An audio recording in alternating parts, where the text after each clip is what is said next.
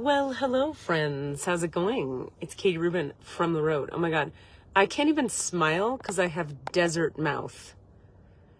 My mouth is so chapped and red just from being in the desert. I'm like this when I try to smile.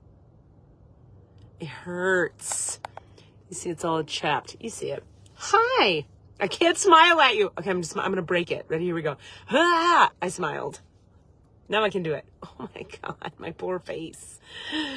I'm in the high desert of New Mexico, somewhere mysterious in the state. I'll never tell. Let's talk about your 3-card spread for this week, shall we? I have it here. I opened the Akashic Records for you. I pulled the cards, and here they are. In the recent past, we have, I'm doing this one-handed, so it's taking me a sec.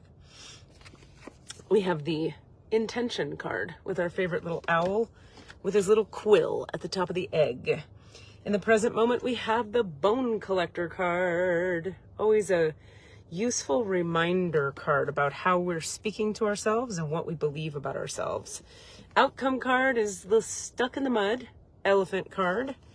Much to say on that topic. So let's hear Colette Baron Reid's words on these cards this week here. Happy Monday, by the way. Intention. Oh my God, my lips are on fire.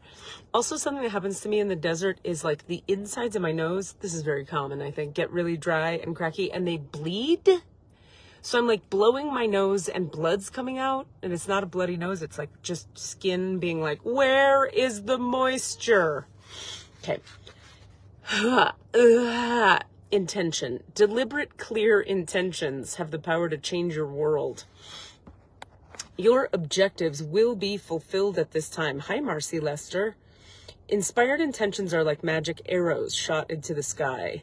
The universe is bringing you a gift, showing you that you're hitting your mark. Recognize that you're not the one who has to do all the work, however. Others can help you co-create your reality.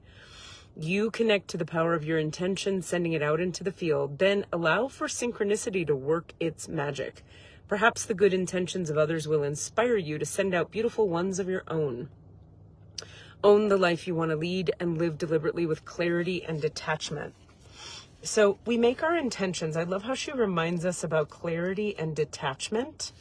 It's like, be specific, be clear about what you're intending. Take some steps. Take some action, then take your hands off the wheel.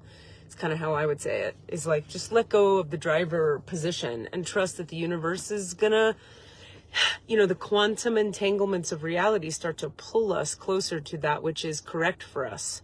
When you set your intention clearly towards something and then let go of the need for the outcome to be now, or for the outcome to look and feel the way you thought it should or want it to, then all of a sudden the quantum entanglements of reality can navigate and contribute and bring what you're intending to you. But it's this sort of dynamic dance of intending it, stepping towards it, and then letting it go and seeing what comes back. Which brings us to the present moment. The bone collector. You are whole and have everything you need within. When the bone collector appears, she's asking you to look closely at your circumstances to see if you're fully present or reacting out of past conditioning and unconscious expectations. Whenever we're wounded, especially when we're young, it's as if something essential is stolen from us. We adapt and accept a version of the truth that sets us up to behave in certain ways in the future when faced with a situation similar to the original event. Duh, that's how trauma works and imprinting works. What we know about ourselves thus becomes influenced by a perception of limitation. You may feel unworthy or without courage. You may see yourself as flawed or unlovable or expect to be criticized. The bone collector reminds you that the truth is you are a powerful being with limitless possibilities. She has kept you safe. She has kept safe what was stolen from you in the wounding and is here for you as you reclaim it. You have everything you believe you lack, and the bone collector is your inner resource. Act as if you have what you need, and you'll find you have it after all. Anything is possible with awareness. The wounds of the past need not define you. I have to tell you, in my life experience, Act as if is one of the most powerful ways to create the life you're wanting to have. Like, I haven't trusted necessarily or believed I was ready for or worthy of or good enough to do half the shit I've done, maybe 3/4 of it. But I wanted it bad enough to pursue it anyway. So I would go in there and act as if I believed in myself, and act as if I was ready, and act as if I trusted the universe. That's my favorite place to apply act as if, is you don't even have to have, people are like, I don't have the faith yet. I don't trust yet. I don't know myself yet. I'm like, you don't have to. Act as if you do. And the acting as if takes you down the road step by step to where the experiences you're having along the way of having acted as if develop your faith in yourself. Develop your faith in the universe. It develops everything. Sometimes, sorry for my burps. It's the morning. I guess I'm burpy in the morning. I'm kind of always burpy, let's be real. But the thing about self-esteem, I find, particularly as someone who came from a lot of brokenness and a lot of trauma in my childhood, self-esteem comes from doing esteemable acts. Like this is 12-step 101. You do esteemable behaviors and your esteem builds. But also I find for myself, this is not from 12-step, this is from trauma therapy that I've learned this, that if I can process the pain of my past, feel into it, grieve it, process it, integrate it, that builds a lot of self-esteem as well, because I develop a really intimate connection with myself, and it's a connection with myself as a non-traumatized person. In other words, the more work you do on your past trauma internally, the more even-keeled you become, the more peaceful inside, the more resourceful, the more powerful, the easier it becomes to call on the bone collector inside, she who has been protecting this whole time that which you thought was lost or destroyed in the wounding. And it never was. It was there the whole time. We just had to regain connection with it through doing our personal work. Stuck in the mud is our outcome card, which might seem antithetical to all the positivity in that present moment card, but let's talk it out. All right. You're being invited to stop and savor the wonder of your life. Becoming stuck is sometimes the only way to trick yourself into slowing down and looking around you. In fact, this is a sign that you need to shift your focus away from what you're doing and place your attention elsewhere. Struggling will only get you into even muddier places. Now is not the time to move forward, but to observe. Clarity about your circumstances will come a little later. Stop and find the joy in what you've been overlooking. Soon you'll be out of the mud, but for now, be still and know that Spirit has a plan for you. So I just love Colette Baron-Reid's reframe of what could look like a really bummer card. If I could express to you how many times in my life I've had the stuck in the mud card show up and or have just been shown that lesson in my reality. I mean, I can't begin to articulate. It's almost the most common lesson I get, which is, A, there's nothing wrong with things moving slowly.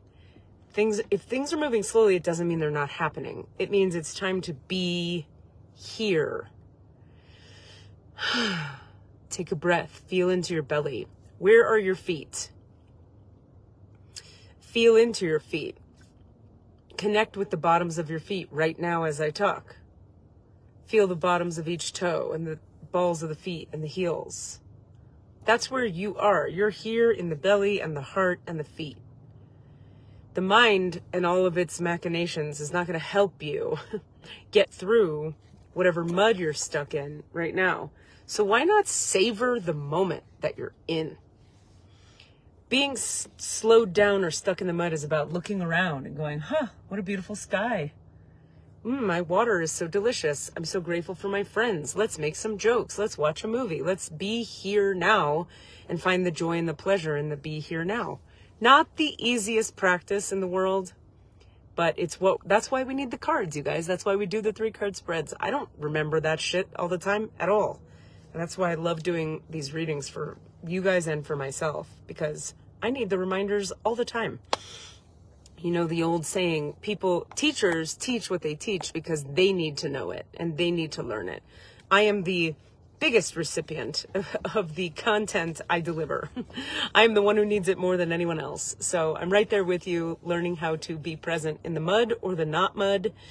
And it's a good time. Let's lean into it. Let's take the permission and just enjoy the mud. Sit still for a minute. Look around. See what you can be grateful for.